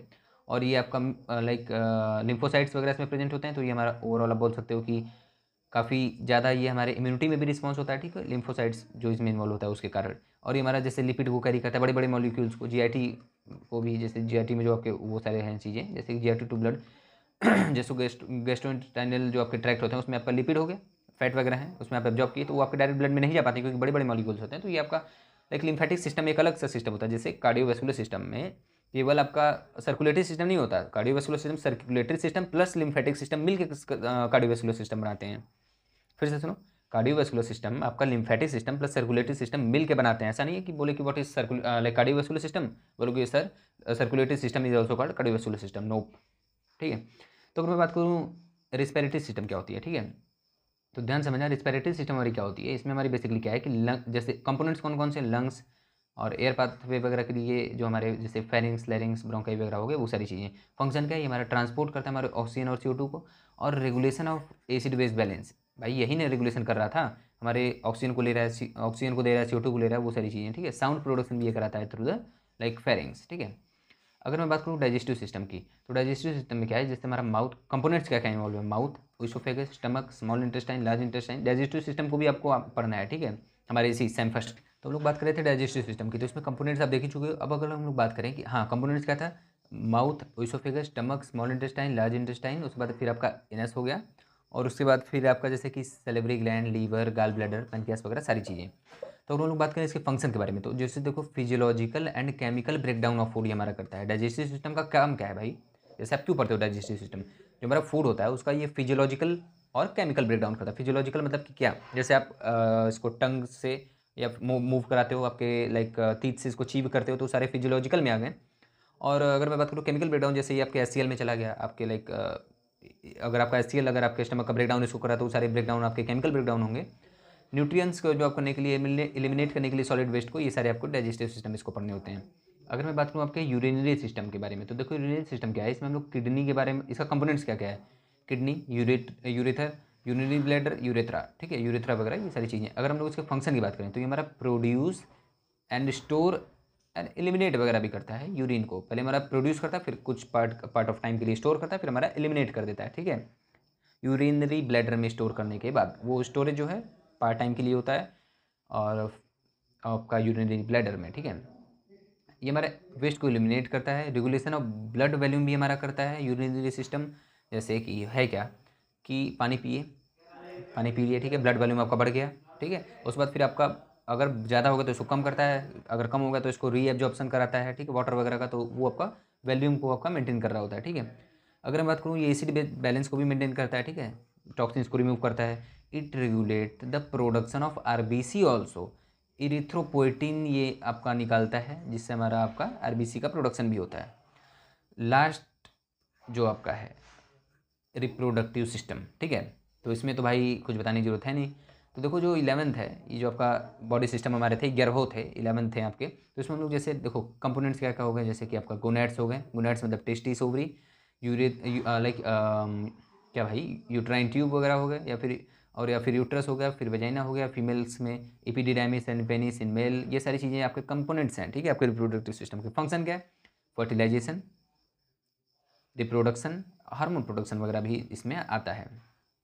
तो अब हम लोग डिस्कस करने वाले हैं बेसिक लाइफ प्रोसेसेस, ठीक है, ज़्यादा हम लोग अब कंप्लीशन की तरफ पहुंच रहे हैं धीरे धीरे, ठीक है। तो देखो बेसिक लाइफ प्रोसेसेस क्या है क्या कि देखो जो लिविंग एंड नॉन लिविंग में डिफ्रेंशिएट करे, या फिर जो दोनों को डिफाइन कर दे। बेसिकली देखो डिफाइनिंग फीचर की बात नहीं करा, जो आप लाइक 11 में पढ़े थे कि लाइक कि लिविंग ऑर्गेनिज्म में शायद था कि आपका मतलब कि डिफाइनिंग फीचर, जैसे कि रिप्रोडक्शन आपका डिफाइनिंग फीचर नहीं था, है भी नहीं भी है, बट जैसे कि अगर मैं बात करूँ जैसे कि रिप्रोडक्शन की, तो फॉर एग्जांपल कोई स्टेराइल लाइक आपका बोल सकते हो ना, जैसे कि इनफर्टाइल जो आपके ह्यूमंस हो गए, ठीक है, तो अगर मैं बात करूँ जैसे इनफर्टाइल ह्यूमंस हो गए, ठीक है, तो वो प्रोडक्शन नहीं कर सकते बेबीज़, या फिर उनको मतलब नहीं, ठीक है। तो वो है क्या कि, तो वो तो भाई ऐसा तो है नहीं कि मतलब वो ह्यूमन नहीं है, वो जिंदा नहीं है, वो लाइक डिफाइनिंग फीचर नहीं है, ठीक है, तो बट ऐसा नहीं है। ये हम लोग बस बताने वाले हैं कि बेसिक लाइफ प्रोसेसेस मतलब कौन कौन सी हैं जो हमको बताती हैं, ठीक है, जो लिविंग और लाइक बॉडी में होती हैं, ठीक है। तो मेटाबॉलिज्म, रिस्पॉन्सिवनेस, मूवमेंट, ग्रोथ, जो बेसिक देखी जाती है हमारी बॉडी में, जो होनी जरूरी है। रिप्रोडक्शन, डिफ्रेंसिएशन, मेटाबॉलिज्म क्या, जैसे कैटाबॉलिज्म, एनाबॉलिज्म वगैरह। रिस्पॉन्सिवनेस मतलब सराउंडिंग्स के लेके जो हमारी बॉडी में का रिस्पॉन्स होता है। मूवमेंट मतलब जो हम लोग मूव वगैरह करते हैं। और ऐसा नहीं कि मतलब कि प्लांट मूव नहीं करे तो लिविंग नहीं है क्या कि जैसे आपके सेलुलर मूवमेंट भी हो रहे हैं, सेल के अंदर का जो कॉन्स्टिट्यूएंट है उसका भी, ऑर्गेनेल का भी मूवमेंट, साइटोप्लाज्म का भी मूवमेंट हो रहा है, तो मूवमेंट है, ठीक है। और अगर मैं बात करूँ यहाँ पे ध्यान से समझना आप, ठीक है, कि ग्रोथ है, तो ग्रोथ भाई जैसे ग्रोथ तो आपके नॉन लिविंग का भी होता है, माउंटेन का भी ग्रोथ होता है, बट लीव इट, हम लोग बात करें यहाँ पे बेसिक लाइफ प्रोसेसेस की। तो ग्रोथ आपका होना जरूरी है, होता है, सेल की साइज बढ़ना, सेल का नंबर बढ़ना, वो सारी ग्रोथ भी है। रिप्रोडक्शन आप जान ही रहे हो, डिफ्रेंसिएशन वगैरह हो गए, जैसे कि फर्टिलाइजेशन हुआ, तो फर्टिलाइजेशन के बाद आपका पहले क्या बना, फिर क्या बना पहले, जैसे कि एम्ब्रियो वगैरह बना, फिर फिटस बन गया, फिर आपकी पूरी बॉडी बन गई, तो डिफ्रेंसिएशन ही हो रहा है ना भाई, वो सारी चीज़ें। तो अगर मैं पहला बात करूँ मेटाबॉलिज्म के बारे में, तो मेटाबॉलिज्म क्या है, sum of all the chemical processes or reaction that occur in our body. कोई पूछे सर या फिर भैया, या फिर आपसे अगर कोई प्रोफेसर पूछ रहा है तो बोलेगा भाई मेटाबॉलिज्म क्या होता है, तो आप बोलोगे ऑल द केमिकल रिएक्शंस, बोलोगे sir all the chemical reactions which occur in our body, basically that is termed as metabolism. Types पूछेगा तो बोलोगे कैटाबॉलिज्म, एनाबॉलिज्म, कैटा मतलब ब्रेक डाउन, एना मतलब ज्वाइन या फिर जुड़ना। कैटाबॉलिज्म क्या होता है, जैसे कॉम्प्लेक्स है उसको ब्रेक डाउन करोगे तो सिंपल में हो जाएगा। एनाबॉलिज्म क्या होता है, जैसे सिंपल है उसको बिल्डअप करके कॉम्प्लेक्स बना देगा, जैसे कि amino acid amino acid amino acid amino acid मिलकर आपके प्रोटीन बनाते हैं, प्रोटीन का ब्रेक डाउन करोगे तो अमीनो एसिड बन जाएगा। तो वही है, जैसे अमीनो एसिड ढेर सारे हैं उसको ज्वाइन करोगे तो आपका बनेगा प्रोटीन, और प्रोटीन का ब्रेक डाउन करोगे तो आपका अमीनो एसिड बन जाएगा, ठीक है। तो गाइस अगर मैं अब बात करूं कि रिस्पॉन्सिवनेस सेकंड की, तो रिस्पॉन्सिवनेस क्या होता है, जैसे इफ़ द बॉडीज, ठीक है, ability, it is the body's ability to detect and respond to the changes in its internal and external environment. मतलब कि हमारे बॉडी की ये एक बोल सकते हो कि कैपेबिलिटी है, जिससे कि हम लोग बेसिकली डिफ्रेंशिएट कर पाते हैं कि मतलब कि इंटरनल में क्या चल रहा है, एक्सटर्नल में क्या चल रहा है, उसके बाद हम लोग उसको मतलब बैलेंस करके होम्योस्टेसिस के प्रोसेस से बाई फीडबैक मैकेनिज्म वगैरह हम लोग उसको कवर कर रहे होते हैं। जैसे कि बॉडी का टेम्परेचर घटा, फॉर एग्जांपल बॉडी का टेम्परेचर घटा, तो बॉडी का टेम्परेचर घटा तो पहला क्या करेगा, सिवरिंग, मतलब कि आपको कपकपी आएगी, जो कांपना बोलते हैं ठंड में, उससे क्या होगा, लाइक एक्सरसाइज है ये एक तरीके की, तो उससे हमारा टेम्परेचर इंक्रीज होगा। दूसरी क्या है, वेसो कॉन्स्ट्रिक्शन, मतलब जो आपका वेसल्स है इतने बड़े थे पहले डायमीटर में, वो इतने पतले हो गए, तो जो भाई इसका जो फोर्स है वो ज़्यादा लग रहा है, रेजिस्टेंस वॉल पे ज़्यादा लग रही है, तो उसके लगने की वजह से आपका क्या होगा कि बेसिकली आपका हीट जनरेट होगा, रेजिस्टेंस बनेगा, तो उससे आपका हो गया कि बॉडी टेम्परेचर से भी मतलब ये आपका बढ़ जाएगा। दोनों प्रोसेस से, सिवरिंग से भी बॉडी टेम्परेचर बढ़ती है, वैसो कॉन्स्ट्रिक्शन से भी बॉडी टेम्परेचर बढ़ता है। अगर मैं थर्ड की बात करूँ तो आपका है मूवमेंट की बात करूँ तो including motion of the body, cells के भी कॉन्स्टिट्यूंट की भी मूवमेंट आती है, तो वो भी आपका मूवमेंट है। ग्रोथ की बात करूँ तो ग्रोथ क्या है, ग्रोथ जैसे increase in body size, increase in cell of size, number of cells, और बोथ दोनों की इंक्रीज भी हो सकती है, जैसे साइज भी बढ़ा, सेल नंबर भी बढ़ गया, या फिर बेसिकली बॉडी की साइज बढ़ रही है, ठीक है, तो वो है आपका ग्रोथ। देखो भाई बॉडी में ग्रोथ क्यों होती है, कोई इतना बड़ा था वो इतना बड़ा आज कैसे हो गया। बच्चों की मैं बात करूँ तो बच्चे पहले इन्फेंट थे, लाइक पहले एक लाइक आते थे ना कि अंडर अंडर 10 अंडर 7 वो सारी एजेस तो उसमें क्या था कि पहले वो छोटे थे, कैसे बड़े हो गए भाई, ऐसा क्या बढ़ गया उनके में, तो वो सेल्स की नंबर एंड साइज इंक्रीज हो रही है, तो उसकी वजह से वो बढ़ते हैं, ठीक है। और अगर मैं डिफ्रेंसिएशन की बारे में बात करूँ, फिफ्थ जो है आपका, तो डिफ्रेंसिएशन क्या है, अनस्पेशलाइज सेल जो है उसमें डिफ्रेंसिएशन होकर स्पेशलाइज सेल हो जाते हैं। जैसे कि पहले ओवम था और इसमें लाइक प्लस पम मिल के आपका एम्ब्रियो बनाया, फर्टिलाइजेशन के बाद फिर फिटस बन गया, फिर इन्फेंट बना, फिर चाइल्ड बना, फिर एडल्ट बन गया, ठीक है, तो वो सारी डिफ्रेंसिएशन है सेल की। और लास्ट बट नॉट लीस्ट अगर मैं बात करूँ रिप्रोडक्शन की, तो इसमें formation of new cells, reproduction मतलब वही नहीं कि केवल like birth to the baby, it's like कि आपका रिप्लेसमेंट भी हो रहा है डेड सेल का by the formation of new cells, repair individual जो आपका, ठीक है, इंडिविजुअल भी जो पैदा हो रहे हैं, मतलब कोई अगर बेबी का बर्थ भी हो रहा है तो वो भी आपका रिप्रोडक्शन है, टिश्यू का ग्रोथ हो रहा है वो भी रिप्रोडक्शन है, रिपेयर भी रिप्रोडक्शन, रिप्लेसमेंट भी रिप्रोडक्शन में आता है। अब अगर हम बात करें होम्योस्टेसिस के बारे में, तो होम्योस्टेसिस में क्या होता है कि आपका बेसिकली अगर मैं बात करूँ तो होम्योस्टेसिस क्या होता है, ये भी आपका है। देखो हम लोग धीरे धीरे कंप्लीट करने वाले हैं, बहुत ज़्यादा नहीं बचा है, थोड़ा सा हमारा बचा है, तो उसको हम लोग लेट्स कवर इट, ठीक है। तो अगर मैं बात करूँ होम्योस्टेसिस क्या होती है, तो देखो होम्योस्टेसिस मतलब होता है आपका, वेट होम्योस्टेसिस मतलब देखो अगर मैं इसको ब्रेक डाउन करूँ, जब तक आपकी डिक्शनरी आपके ब्रेन की अलाउ कर रही है to break any like word, you have to break it, ठीक है। अगर आप वर्ड को ब्रेक करना सीख जाओगे तो आप like you are able to understand exact meaning of that specific word, या फिर स्पेसिफिक सेंटेंस भी बोल सकते हो, ठीक है। तो मतलब आप वर्ड को ब्रेक डाउन करना सीखो, उसको मतलब निकालना सीखो, ठीक है, तो उससे आप डेफिनेशन भी लिखने में आपको काफ़ी ज़्यादा आसानी हो रही होगी। तो अगर मैं बात करूँ देखो होम्यो प्लस स्टेसिस, तो होम्यो मतलब क्या होता है, कांस्टेंट, होम्यो मतलब होता है कांस्टेंट, स्टेसिस मतलब होता है आपका स्टेट या फिर स्टैंडिंग स्टिल, ठीक है। तो अगर मैं बात करूँ होम्योस्टेसिस क्या है, तो इसकी डेफिनेशन की, तो देखो it is a process of the body in which it makes it's internal environment constant, doesn't matter कि आपका एक्सटर्नल में क्या चल रहा है भाई, गर्मी बहुत है पसीना होकर ठंडा कर देगी हमारी बॉडी, अगर हमारा लाइक ठंडी बहुत है तो सिवरिंग करके हमारी बॉडी गर्म कर देगी, वैसे कॉन्स्ट्रिक्शन करके गर्म कर देगी, और लाइक ब्लड प्रेशर ज़्यादा होगा तो वैसे वो डायलेशन कर देगी, वैसे डायलेशन मतलब वेसल्स का डायलेशन मतलब डायमीटर बढ़ जाना, तो प्रेशर कम लगेगा वॉल्स पे, तो वो सारी चीज़ें हैं, तो सारे प्रोसेस है भाई होम्योस्टेसिस में। तो डेफिनेशन आपका क्या है, मतलब कि it is a process of our body in which it makes our internal body constant always, ठीक है। और ये होम्योस्टेसिस बेसिकली दो ही में देखा जाता है जहाँ तक मेरी लाइक नॉलेज बता रही है, एक एबीस में हो गया, एक आपका होम्योस्टेसिस कौन कौन मेंटेन कर पाता है, एक एबीस हो गया, एक मैमल्स हो गए, ठीक है। और क्योंकि भाई ये काफ़ी लाइक एनर्जी एक्सपेंडिचर इसमें ज़्यादा होता है, एनर्जी ज़्यादा लगती है, तो इसलिए छोटे छोटे ऑर्गेनिज्म इसको नहीं परफॉर्म कर पाते, इसीलिए वो भाई चले जाते हैं किसमें, लाइक जैसे देखो कि मेढक वगैरह है तो सीजन में कहाँ चले जाते हैं, जैसे फॉर एग्जाम्पल बरसात छोड़ के वो कहाँ चले जाते हैं, ऐसा तो नहीं मर गए, एक ही सीजन में पैदा हो गए सब, कहीं छुप जाते हैं। और कहीं होती हैं कि जैसा बोलते हो ना, जैसे कहीं कहीं एनिमल्स होते हैं वो छुप जाते हैं, क्योंकि उनके पास वो एनर्जी नहीं है भाई कि मतलब उसको वो सह सकें, उसको होम्योस्टेसिस को मेंटेन कर पाएँ, ठीक है भाई। तो वही मैं बात कर रहा था। अगर मैं बात करूँ यहाँ पे आपके एग्जाम्पल की, तो जैसे कोल्ड है तो हमारी बॉडी सिवरिंग करके बॉडी टेम्परेचर बढ़ा देगा, हीट है तो लाइक स्वीटनिंग के द्वारा ये आपका मेंटेन कर लेगा, अगर मैं सेकंड एग्जाम्पल की बात करूँ तो जैसे आपका ब्लड शुगर लेवल है, जैसे 70 to 110 mg/dl होता है, mg/dl, ठीक है, मिलीग्राम पर डेसीलीटर या फिर mg पर 100 ml ऑफ ब्लड, ठीक है। उसमें जो आपका ये शुगर लेवल होता है, तो जैसे कि ये एक एग्जाम्पल हो गया। दूसरा आपका बॉडी टेम्परेचर 37 डिग्री हो गया या फिर 98.6 डिग्री फ़ारेनहाइट, हार्मोन्स वगैरह हो गए, वो सारी चीज़ें आपके इन्वॉल्व होती हैं ओवरऑल होम्योस्टेसिस में। और ध्यान से हम लोग समझ रहे हैं, केवल ये नहीं कि हमको होम्योस्टेसिस की डिफिनीशन पढ़नी है, हमको इसके लाइक कंट्रोल ऑफ होम्योस्टेसिस पढ़ना है, हम लोग को कंपोनेंट्स ऑफ फीडबैक सिस्टम पढ़ना है, पॉजिटिव फीडबैक सिस्टम क्या होता है, निगेटिव फीडबैक सिस्टम क्या होता है, उसके मैकेनिज्म, उसके पूरे फ्लो चार्ट, फ्लो डायग्राम वगैरह को भी पढ़ने की एक्जैक्टली कैसे, एक एक एग्जाम्पल भी हम लोग ले चलेंगे, ठीक है, वो सारी चीज़ें।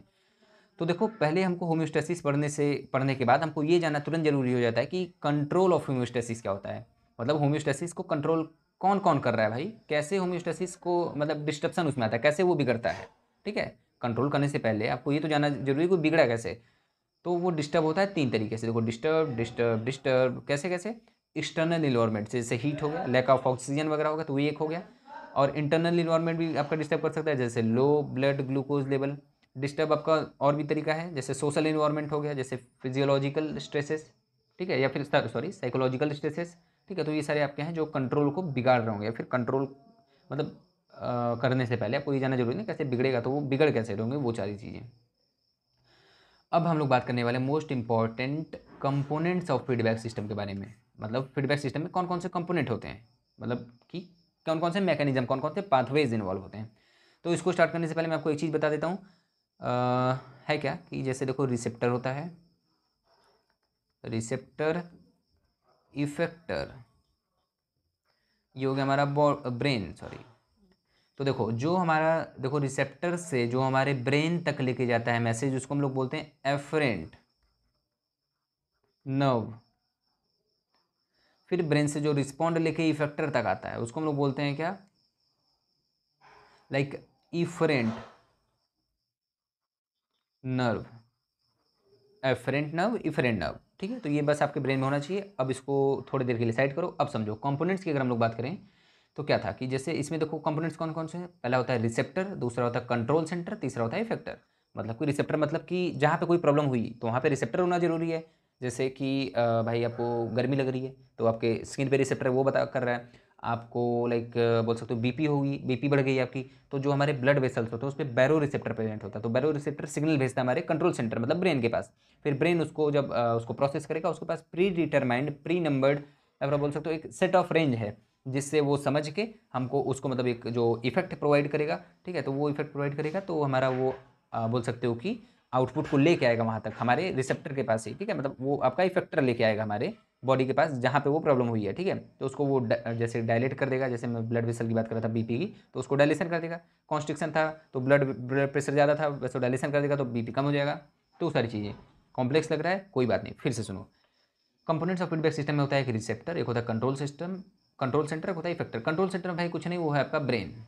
और रिसेप्टर वो होता है जिसमें आपका रिसेप्टर्स लगे होते हैं।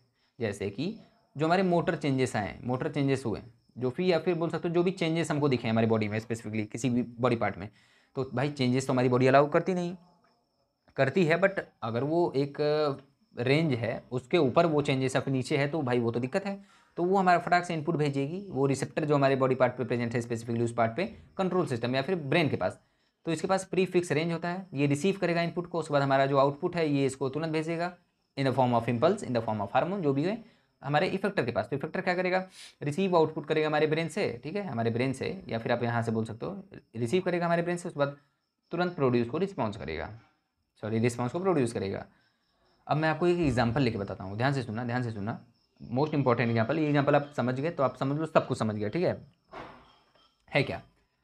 हमारा ये आर्टरी है, ये हमारी आर्टरी है, या फिर एओर्टा है। एओर्टा पे फॉर एग्जांपल मेरी आर्टरी में जैसे मेरी बीपी बढ़ रही है, ध्यान से सुना, अगर हमारी ब्लड प्रेशर बढ़ रही है तो क्यों बढ़ रही है भाई, मतलब कि हमारा जो बीपी बढ़ने का क्या मतलब, जो हमारा ये वॉल है, वेसल है, इस पे हमारा जो ब्लड ये फ्लो कर रहा है, ये प्रेशर ज़्यादा लगा रहा है। प्रेशर ज़्यादा लगाने की वजह से हमारा ब्लड प्रेशर बढ़ा।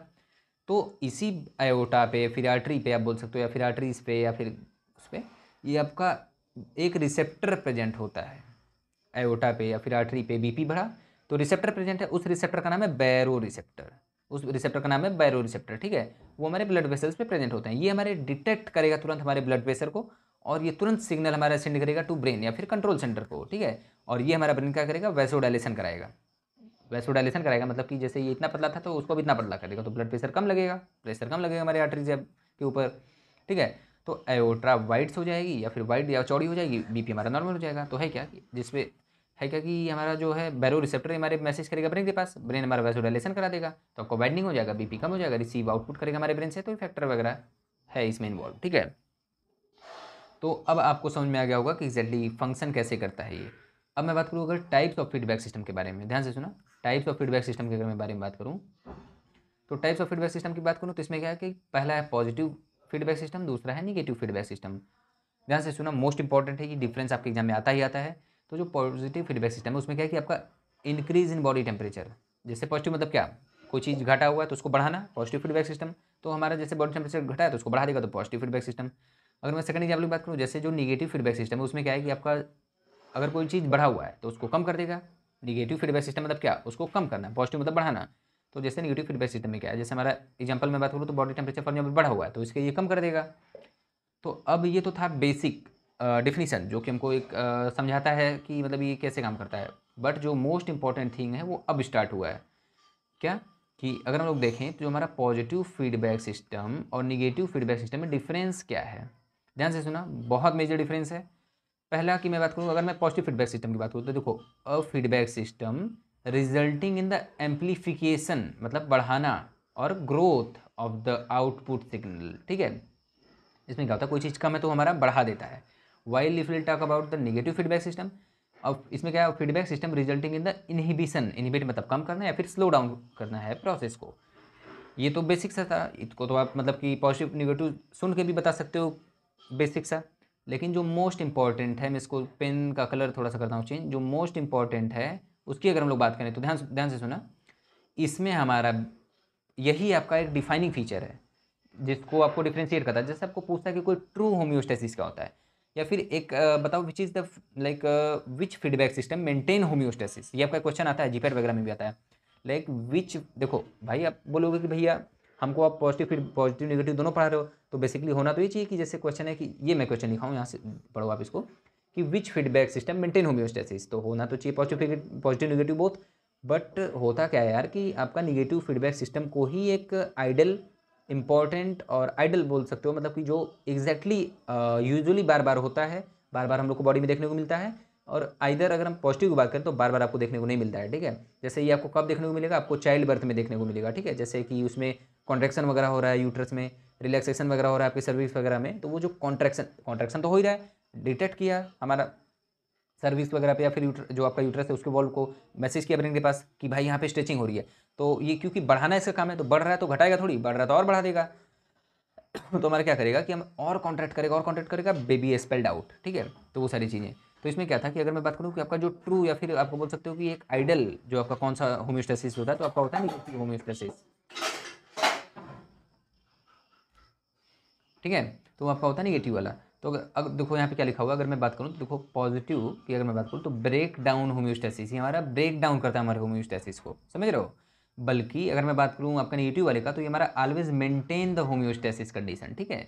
अगर मैं एग्जांपल की बात करूँ ब्रेक डाउन कैसे, जैसे understand by example of child birth या फिर चाइल्ड लेबर, ठीक है। तो उसकी अगर हम लोग बात करेंगे तो आपको एग्जांपल और समझ में आ रहा होगा। अगर मैं और डिफरेंस की बात करूँ तो देखो ये लेस कॉमन है, बट अगर इन स्पेसिफिक सिचुएशन, ठीक है, मतलब स्पेसिफिक सिचुएशन में होता है, ज़्यादातर हम लोग को देखने को नहीं मिलता, कॉमन ज़्यादा नहीं है, ठीक है। अगर मैं बात करूँ ये आपके जो आपका हो गया निगेटिव फीडबैक सिस्टम, ये आपका अकर मोस्ट ऑफन इन बॉडी, ठीक है, मतलब ये ज़्यादातर होता रहता है। जैसे रेगुलेशन ऑफ बीपी है, जैसे बीपी आपका क्या है, जैसे regulation of BP blood pressure वगैरह को भी हमारे रेगुलेट कर रहा होता है, इसमें हम लोग ज़्यादातर देखने को ये मतलब हम लोग को मिलता है, ठीक है। जैसे ब्लड प्रेशर यहाँ पे है ज़्यादा, तो ये हमारा कम कर देगा, ब्लड प्रेशर को कम कैसे कर देगा, आपको बताया था वैसोडाइलेशन करके। जैसे यहाँ पे ये पतला है, इसको ये मतलब डायमीटर इसको बढ़ा देगा ब्लड वेसल के, तो यहाँ पे क्या होगा कि आपका जो बीपी है या फिर जो ब्लड प्रेशर है वो आपका कम हो जाएगा, ठीक है। तो अगर मैं बात करूँ यहाँ पे एग्जांपल की पॉजिटिव फीडबैक सिस्टम की, तो चाइल्ड बर्थ से हम लोग इसको समझ रहे होंगे, तो इसका मैं एग्जांपल लाइक फ्लो चार्ट बना के लाया हूँ, आप इसको देखना। तो अगर मैं बात करूँ निगेटिव फीडबैक, पॉजिटिव हम लोग देख रहे होंगे, अगर मैं बात करूँ फिलहाल निगेटिव फीडबैक सिस्टम की, तो ध्यान से सुना भाई, बहुत इंपॉर्टेंट है, बोरिंग मत होना यार, मैं खुद ही कोशिश कर रहा हूँ कि आप बोर ना हो, बट डोंट बी बोर, ठीक है। तो देखो examples of negative feedback system, negative feedback system अब इसका मैं एग्जांपल कौन सा ले रहा हूँ, रेगुलेशन ऑफ बीपी का। मतलब बीपी कैसे रेगुलेट हो रहा होता है क्या, स्टिमुलस आया, मतलब कि बीपी ब्लड प्रेशर ज़्यादा हुआ तो स्टिमुलस है ये भाई हमारे बॉडी के लिए।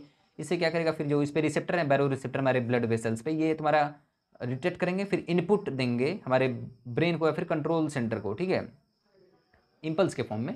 ठीक है, तो हमारे ब्रेन के पास क्या, फिर ब्रेन हमारा आउटपुट निकालेगा नव इम्पल्स के फॉर्म में इफेक्टर पे, मतलब कि हमारा हार्ट और ब्लड वेसल दो पे ये आपका इफेक्टर मतलब कि जहाँ पे ये इफेक्ट करने वाला हमारा ब्रेन। रिसेप्टर मतलब जहाँ पे रिसेप्टर प्रेजेंट है उसका काम है केवल रिसेप्ट, मतलब कि उसको समझना, उसको डिटेक्ट करना, फिर भेज देना हमारे कंट्रोल सेंटर के पास। उसके बाद होता है क्या कि कंट्रोल सेंटर या फिर ब्रेन है वो जो आउटपुट डालेगा वो आपके किसी किसी बॉडी के पार्ट्स पे डालेगा स्पेसिफिक। तो यहाँ पे कहाँ डाला है, आपके हार्ट पे और ब्लड वेसल। हार्ट क्या करेगा, देखो आपका बीपी भाई अगर ज़्यादा था तो दो तरीके हैं इसको कम करने के। पहला तो हार्ट रेट कम कर दो, दूसरा है कि आपका वैसो डायलेशन कर दो। ठीक है, वैसो डायलेशन मतलब कि आपका डायमीटर को बढ़ा दो ब्लड वेसल्स के। तो वही है, रिस्पॉन्स क्या हुआ यहाँ पे कि हार्ट रेट कम हो गया, हार्ट रेट को कम कर दिया, वैसो डायलेशन को कर दिए, तो फिर ये आपका क्या होगा, return to the homeostasis when the response bring back to the normal. ठीक है, तो आपका वहाँ पे नॉर्मल हो जाता है। तो वही है कि जो चीज़ बढ़ी हुई है उसको घटाना, वो तो भाई नॉर्मल है, वो यूजुअली ही देखा जाता है, इसलिए हमारा ये ट्रू होम्योस्टेसिस होता है। But positive is not more often. ठीक है, तो अगर मैं पॉजिटिव की बात करूँ तो पॉजिटिव फीडबैक सिस्टम की, तो इसमें जैसे कि मैं एग्जांपल लेता हूँ तो ये आपका आता है लेबर कॉन्ट्रैक्शन।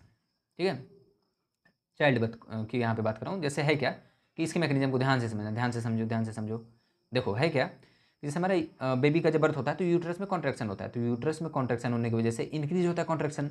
तो उसकी वजह से हमारा क्या है कि जो हमारा स्ट्रेचिंग ऑफ सर्विक्स है वो होने लगता है। ठीक है, स्ट्रेचिंग जो होता है हमारे सर्विक्स का, सर्विक्स मतलब कि आपका जिससे मतलब कि स्पेल आउट होता है baby, like in part of the like you know बोल सकते हो वेजाइना या फिर वो सारी चीज़ें। ठीक है, तो उसमें क्या कि हमारा सर्विक्स पे जब स्ट्रेचिंग होती है, ठीक है, उसके वॉल्स पे, तो ये हमारा इस पे हमारे सर्विक्स के लेयर पे, सर्विक्स पे हमारे रिसेप्टर्स प्रेजेंट होते हैं, ये हमारा स्ट्रेच रिसेप्टर होते हैं। ठीक है, ये हमारा सर्विक्स से तुरंत डिटेक्ट करेगा, फिर हमारे कंट्रोल सेंटर के पास भेज देगा भाई इनपुट, फिर हमारा जो कंट्रोल सेंटर या फिर ब्रेन है वो आपका ऑक्सीटोसिन निकालेगा। ऑक्सीटोसिन निकालने के बाद क्या है कि हमारा जो कॉन्ट्रेक्शन है वो और बढ़ा देगा। समझ रहे हो बात को। तो इफेक्टर क्या है इसमें, मसल जो है, मसल किसका, यूट्रस वॉल का। तो मतलब कि इफेक्टर जो है हमारा कहाँ पे है, यहाँ पे आपके यूट्रस पे है। ठीक है, तो ये आपको जब और कॉन्ट्रेक्शन यूट्रस पे कराएगा तो तुरंत आपका, समझ रहे हो कि आपका बेबी एक्सपेल आउट हो जाएगा। ठीक है, तो contract more frequently and response क्या होगा कि बेबी कम आउट। ठीक है, तो इसमें क्या है कि increase stretching in the cervix cause the release of more oxytocin which result in more stretching of the cervix and like spell out of the baby. ठीक है, तो वही है, मतलब ये बढ़ा रहा है ओवरऑल। ठीक है, ये सारी चीज़ें मैं थोड़ा भाई ये ऐसे ही लिखा हुआ है। ठीक है, तो ये है, ध्यान दो। ठीक है, तो ये आपका पॉजिटिव फीडबैक सिस्टम का है। अब हम लोग बात करने वाले हैं बेसिक एनाटॉमिकल टर्मिनोलॉजीज के बारे में। ठीक है, तो इसमें हम लोग फटाफट कवर कर रहे होंगे। देखो ये आपका है, आपके सिलेबस में दिया हुआ है। वेट, ये देखो लास्ट में आपका, तो भाई finally we are very like at our destination to complete the chapter. हम लोग बहुत जल्दी ही चैप्टर को कंप्लीट कर ले रहे होंगे। तो देखो इसमें है क्या कि अब हम लोग बेसिक एनाटॉमिकल टर्मिनोलॉजीज करने वाले हैं, बाकी आपके सारी चीज़ें आपकी खत्म हो चुकी हैं। तो इसको स्टार्ट करने से पहले बोलो भाई राधे कृष्णा। ठीक है, तो देखो अब अगर हम लोग इसको अब स्टार्ट करें तो बेसिक एनाटॉमिकल टर्मिनोलॉजीज की, तो देखो है क्या, फिर से सुनो।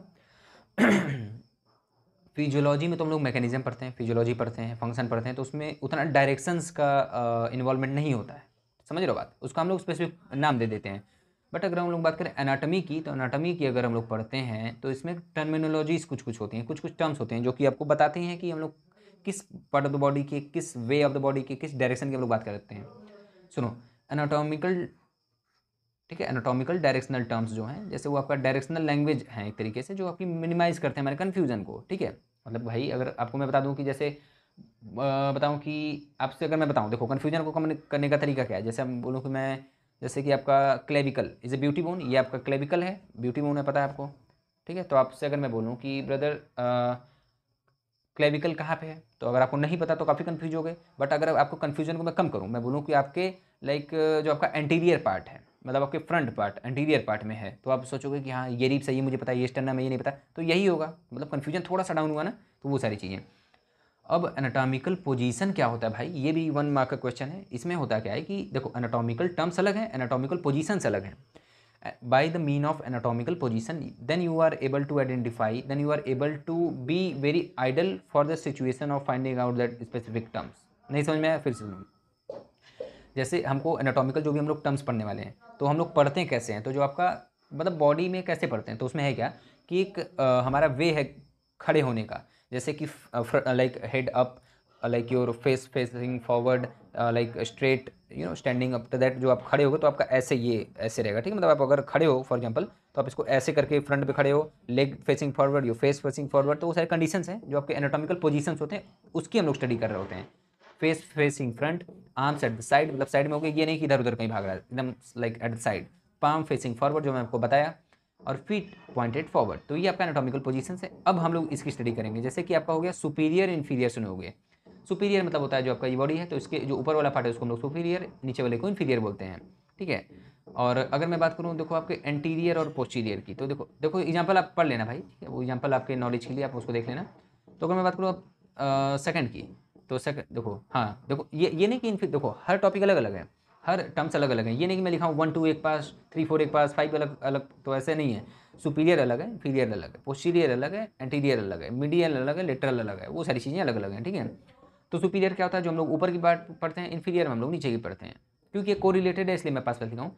एंटीरियर मतलब होता है आपका फ्रंट वाला पार्ट, एंटीरियर पोस्चर जो आपका फेस वगैरह है, तो एंटीरियर पोस्चर ये आपका हो गया। और पोस्टीरियर मतलब होता है आपका बैक पार्ट, ठीक है।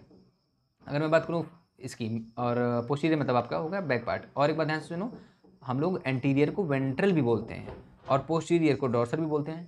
मतलब कि जो आपका बैक पार्ट है उसको हम लोग डॉर्सल भी बोलते हैं, फ्रंट को हम लोग देखो एंटीरियर और आपका वेंट्रल दोनों बोलते हैं। पीछे को हम लोग बोलते हैं, जो आपका पूरा पीछे का पार्ट है उसको हम लोग बोलते हैं लाइक पोस्टीरियर भी बोलते हैं और डॉर्सल भी बोलते हैं, ठीक है।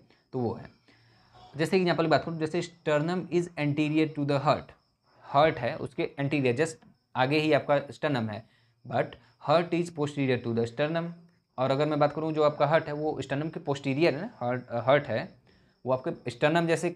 स्टर्नम क्या होता है भाई, अरे यार आपको बताना, सारी चीज़ें पढ़ रही हैं, नो प्रॉब्लम। ये जैसे आपका रिंग्स, अरे सॉरी हाँ, जो आपके ये है ना लाइक रिब्स, तो ये जिस पार्ट में अटैच है ये आपका जो ये वाला पार्ट है ऊपर, ठीक है, तो उसको हम लोग बोलते हैं स्टर्नम।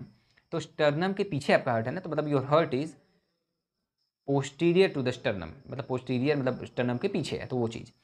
अब मीडियल लिटरल क्या होता है, मीडियल मतलब जो आपकी बीच वाली लाइन है उसको लोग मीडियल बोलते हैं, लिटरल मतलब उसके जो अवे वाली होती है, ठीक है। जैसे कि heart is like medial to the lungs and the lungs is like lateral to the heart, ठीक है। और अगर मैं बात करूँ पोस्ट प्रोक्सिमल एंड डिस्टल की, प्रोक्सिमल क्या होता है, जैसे आपका फॉर एग्जाम्पल मैं ऐसे खड़ा हूँ, मैं अगर इसको ऐसे बताता हूँ या फिर ऐसे मैं करके खड़ा हो जाता हूँ, ठीक है। तो लाइक होता क्या है कि जैसे जो आपके बॉडी पार्ट से डायरेक्टली आर्म्स, फॉर एग्जाम्पल मैं ले रहा हूँ एग्जाम्पल, जैसे आपका आर्म्स यहाँ से अटैच है, ठीक है, आपके बॉडी पार्ट से, तो ये यहाँ से आपका जो है ये आपका हो गया प्रोक्सिमल। बट अगर मैं खड़े होकर अगर ऐसे कर दूँ तो ये जो आपका गैप है ये आपका डिस्टल, ठीक है। तो वो सारी चीज़ें मतलब कि जो आपके गैप है या फिर जो आपके बॉडी पार्ट से जो कनेक्टेड नहीं है, जो फार अवे है उससे, ठीक है, जैसे यहाँ से यहाँ तक का जो डिफरेंस हो गया, वो सारी चीज़ें। तो प्रोक्सिमल क्या है, जैसे ये देखो यहाँ से ये टच है तो ये हो गया प्रोक्सिमल, और ये जो गैप है इसको हम लोग बोलते हैं डिस्टल। या फिर कितने दूर पे है ये, जैसे यहाँ से ये इतने दूर पे है ना आपका खत्म हो रहा है, तो उसको हम लोग बोलते हैं डिस्टल। और ये जैसे ट्रंक हो गया, ठीक है, ट्रंक मतलब आपका फ्रंट पार्ट या फिर आप बोल सकते हो एंटीरियर। और उसके बाद अगर हम बात करें सुपीरियर और डीप की, सुपीरियर मतलब सुपरफिशियली आप सुनोगे, सुपरफिशियल तरीके से पढ़ रहे हो, सुपरफिशियली मतलब आपका ऊपर ऊपर से, ठीक है, मतलब कि closer to the surface of the body. Deep मतलब होता है लाइक फर्दर डीप, ठीक है, हमारे बॉडी के अंदर। सो thank you so much for seeing this video यार। लेक्चर थोड़ा सा लंबा था, आई ऑल्सो नो, बट ये तो मुझे पता है कि आपको काफ़ी चीज़ें नई जानने को इसमें डेफिनेटली मिली होंगी, because की the lecture was so much interesting and like we have done with one sort of the like chapter introduction to human body, ठीक है, जो आपका चैप्टर 1 था आपके HAP फर्स्ट के BP 101T का, ठीक है। तो इसके बाद हम लोग का वन शॉट आने वाला है, किसका, like cellular level of organization का आने वाला है, 2 पार्ट्स में होगा क्योंकि चैप्टर थोड़ा सा बड़ा है। सो गाइस प्लीज़ अगर आपको भाइयों देखो, अगर आपको लेक्चर समझ में आया हो तो प्यारा सा कमेंट जरूर कर देना कि लेक्चर कैसा था। वीडियो पसंद आई प्लीज़ लाइक कर दो, बोलना तो नहीं चाहिए बट यार अगर आपको पसंद आए तो लाइक कर दोगे, ठीक है। तो सजेशंस में जाती हैं थोड़ी वीडियोस। और उसके बाद मैं क्या बता रहा था कि चैनल को सब्सक्राइब कर लेना for stay tuned, stay updated about the lectures, ठीक है। सो अच्छा हाँ, अगर आपको नोट्स चाहिए भाई, देखो अगर आपको मुझे सोशल मीडिया फॉलो करना है तो about section of the YouTube channel में आपको मिल जाएगा लिंक, आप लाइक इंस्टाग्राम पे वहाँ पे फॉलो कर सकते हो। लाइक 2 इंस्टाग्राम आईडीज़ हैं, एक आपका ऑफिशियल वाला हो गया, एक आपका जो मेरा पर्सनल है वो। और जो आपको नोट्स चाहिए भाई, सारे के सारे नोट्स आपको मिलते हैं टेलीग्राम पे। टेलीग्राम का जो लिंक है वो आपके वीडियो का जो सॉरी जो आपके लेक्चर का लिंक है, लेक्चर का जो आपका नोट्स का लिंक है वो आपको डिस्क्रिप्शन में मिल जाएगा। बिसाइड इट अगर आपको टेलीग्राम को ज्वाइन करना है तो आप वहाँ पे जाके ज्वाइन कर लेना अबाउट द सेक्शन से, about of the like about और यूट्यूब चैनल से। और उसके बाद वीडियो आपको समझ में आई होगी भाई। डाउनलोड करना है अगर आपको नोट्स तो आप डिस्क्रिप्शन से डाउनलोड कर लो, चैनल को ज्वाइन कर लेना, टेलीग्राम चैनल को। सो thank you so much for seeing this video यार, बाय बाय, टेक केयर। ऐसे ही पढ़ाई करते रहो और ठीक है, पढ़ाई करते रहो, डेप्थ में पढ़ाई करते रहो, कॉन्सेप्ट जानना बहुत जरूरी है भाई, ये नहीं ऊपर ऊपर से पढ़ के निकल गए, नो वे, ठीक है। So thank you so much for seeing this video, bye bye, take care, good night.